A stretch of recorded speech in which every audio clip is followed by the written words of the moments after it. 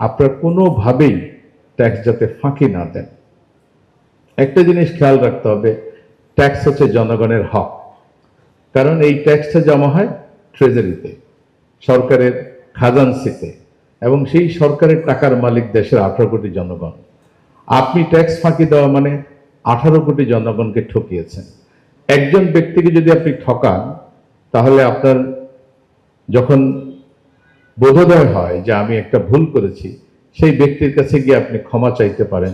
সেই ব্যক্তি যদি মারা যায়, তার জেনারেশনের কাছে আপনি ক্ষমা চাইতে পারেন। আপনি বলতে পারেন তোমার বাবার কাছে আমি এই বড় একটা অন্যায় করেছি, তোমার বাবার পক্ষে আমাকে মাফ করে দিও।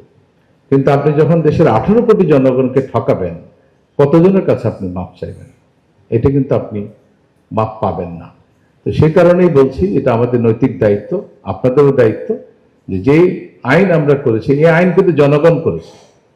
এটা একটা সোসাইটি, একটা পরিবার। আমরা যেমন একটা ছোট্ট পরিবারের 5 জন 6 জনের পরিবারে যেভাবে ফাইন্যান্সিয়াল বার্ডেনটা শেয়ার করি, ভবিষ্যৎ হোক নিরাপদ, বিনিয়োগ হোক বিশ্বস্ত, আর আমার পছন্দ সল্ট বে। ওয়েলকাম টু সল্ট বে।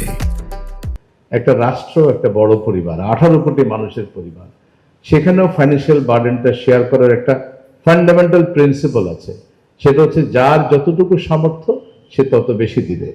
পরিবারে যেমন বাবা রোজগার করে আর বাদ বাকিরা সবাই বাবার টাকায় চলে, এটাই ফান্ডামেন্টাল প্রিন্সিপাল। কারণ মা রোজগার করে না, ছেলে মেয়ে ভাই বোনেরা তারা সবাই স্কুল কলেজে পড়াশোনা করে, সুতরাং তারা কোনো কন্ট্রিবিউট করবে না ফ্যামিলিতে। একইভাবে রাষ্ট্রের 18 কোটি মানুষ সমানভাবে রোজগার করবে না। কেউ অনেক বেশি রোজগার করবে, সে অনেক বেশি ট্যাক্স দিবে। যে তার চেয়ে কম রোজগার করবে, সে কম ট্যাক্স দিবে। যে মোটেও রোজগার করবে না, সে কোনো ট্যাক্সই দিবে না, বরং সরকার তাকে দিবে। আনফর্চুনেটলি আমাদের দেশে আমরা এখনো সেই কালচারটা প্রতিষ্ঠা করতে পারি নাই। এই যে রাষ্ট্রটা আমাদের, এই দেশটা আমাদের, একে সুন্দরভাবে পরিচালনা করার জন্য যে অর্থের প্রয়োজন, তার যোগান আমাদেরকে দিতে হবে। এবং আমরা যদি আয়ের চেয়ে ব্যয় বেশি করি, সেই ব্যয়ের বোঝাটা আমি আমার নেক্সট জেনারেশনের কাছে চাপিয়ে দিয়ে যাব। আমি তো ব্যক্তি জীবনে যেটা চাই সেটা হলো যে আমি যে লাইফ লিড করেছি, আমার সন্তানরা যেন তার চেয়ে ডিসেন্ট লাইফ লিড করে, সে যেন কোনো দেনার জালে আটকা পড়ে না যায়। তাহলে আমি দেশ হিসেবে কেন আমার পরবর্তী জেনারেশনকে, আমার ছেলে পুলুদের, আমার নাতি নাতনিদের উপরে কেন ওভার বার্ডেন রেখে যাব? এই জেনারেশন ট্যাক্স কম দিবে, ভোগ বেশি করবে, এবং তার দায় নিতে হবে পরের জেনারেশনকে। এটাকে বলা হয় ইন্টার জেনারেশনাল ইনইকুইটি। সেটা তো আমরা অ্যালাউ করা উচিত না, কিন্তু আমরা করছি, দীর্ঘদিন ধরে করছি।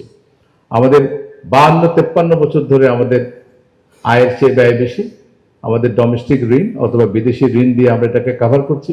আমাদেরকে এখন প্রচুর ঋণের সুদ দিতে হয়, প্রচুর পরিমাণে আমাদের ঋণের ইনস্টলমেন্ট দিতে হয়, এবং এটা স্যাচুরেশন পর্যায়ে চলে গেছে।